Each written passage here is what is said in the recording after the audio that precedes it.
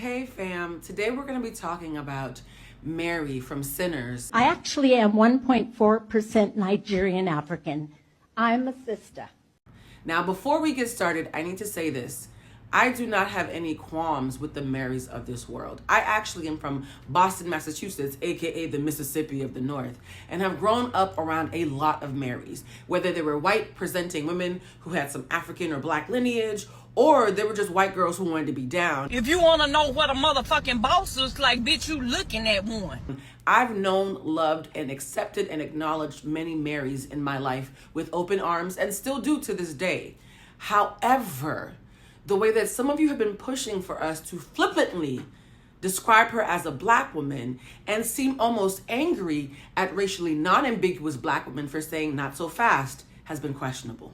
So let's start off with where we meet Mary to begin with. We meet Mary at the train station, and I would actually be bold enough to say that train station completely encapsulates why Mary is not simply a black woman in the way that I am a black woman. At that train station, Mary is in the Mississippi Delta in an area where everybody knows that her mother is a quarter black and therefore she is an eighth black and a victim of the one drop rule. And she's at that train station about to get on a train to go home to her white husband and continue her life elsewhere as a white woman.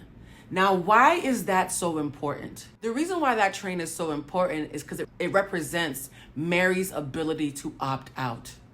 In the Mississippi Delta, because people know her family, she is seen as a black woman due to the one drop rule. But even in 1932, because y'all love to say, don't judge it based on 2025, judge it based on 1932. Even in 1932, the one drop rule was a form of conditional oppression because all you had to do to escape the clutches of the one drop rule was to get on a train and not get off until you were somewhere where they didn't know your name. That's all you had to do. Black women cannot just opt out of blackness in the same way. And I would dare to say, even most biracial women cannot opt into whiteness. Because if you are a racially ambiguous biracial person, even if they are not sure you're black, they damn sure know you're not white. And that's all that matters to white supremacy. And here's the thing that's so interesting is, while y'all were Googling and looking up the one drop rule on ChatGPT and using your fresh data points as a way to cosplay as critical race theory scholars on Threads and Twitter and Instagram, you missed the part about how victims of the one drop rule were only victims in white communities, and black communities, that was actually weaponized against racially non-ambiguous black people.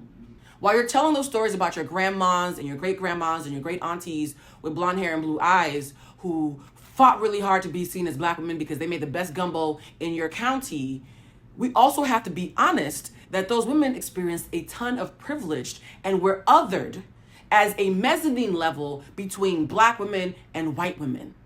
The men, society, and their access allowed them privileges as well. Somebody like Mary would be seen as better than a regular black woman. In fact, that privilege is why Mary, in 1932, felt comfortable going outside to talk to the other white people.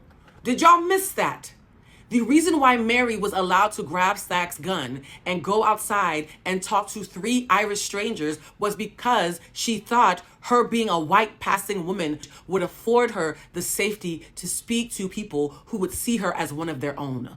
Come on, guys. Joining me now from Philadelphia is Yaba Blay. She is a scholar and activist. She is the author of One Drop, Shifting the Lens on Race, which stated that in New Orleans, there was an exception for Creoles, stating that they, quote, functioned as a buffer class that helped whites maintain their dominant status and keep unmixed blacks in their place. So having acknowledgement and favor of whites, Creoles sort of emerged as an elite class.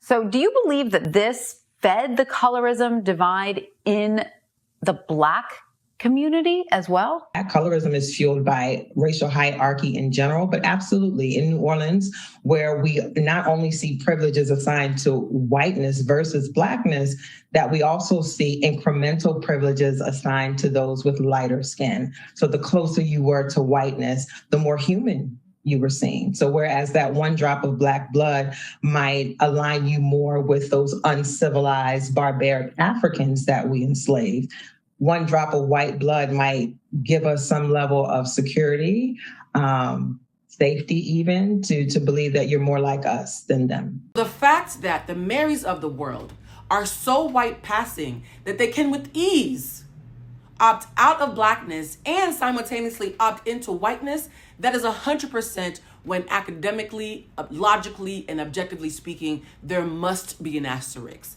And you want to know who ironically informed my current strongly held belief that if you can opt out of Blackness and opt into whiteness with ease, you must, for the sake of being socially responsible, put an asterisk next to your name? Zendaya. Years ago, she went viral for saying that because she's identified as a Black actress, many studios were trying to get her to play roles that were meant for racially non-ambiguous Black women and have her take their place as a form of clever whitewashing.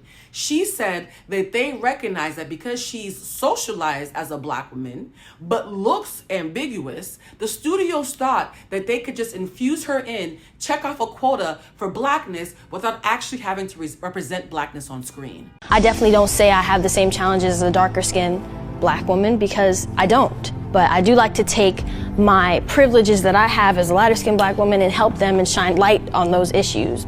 When we get into the habit of flippantly calling racially ambiguous and or white passing people Black without any further caveats, what we're doing is we're moving the goalpost so that the powers that be can eventually whitewash what Black womanhood even means and replace us and erase us.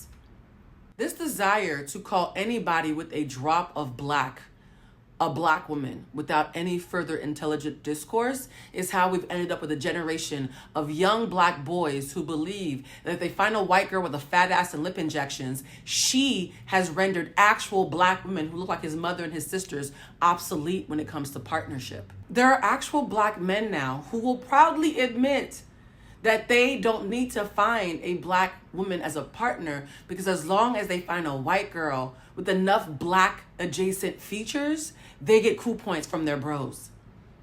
And you've seen how that's impacted dating, the family structure, and the economics in the Black community. You guys don't understand that these identity politics are not insulated. If y'all want to be out here pretending like Haley Steinfeld and women who look like her and women who look like Fantasia Barrino are all just Black women, and there's no reason for us to have a dialogue about the vast nuances in between the two, y'all gonna have to do that without me. Whether you want to admit it or not, race is as much visual as it is biological. So yes, please pay homage to your ancestors and talk about your blonde hair, blue-eyed aunties and play cousins and grandmas and great-great-grandmas.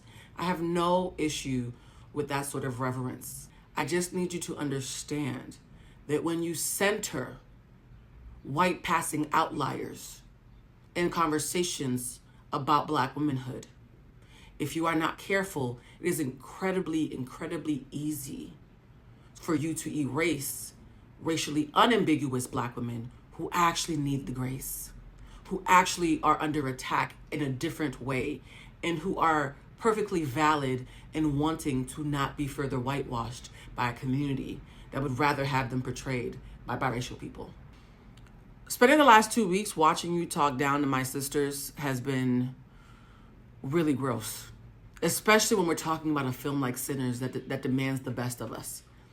A lot of you have showed your asses and been disrespectful and used your pain and your privilege to talk down on those of us who are simply trying to make sure that we still get counted for. And does that mean that there have not been ignorant, dark-skinned people who've said things I disagree with? No, it doesn't mean that. But I need you to understand that systemic oppression will never, can never, and should never be conflated with conditional oppression. There's a difference.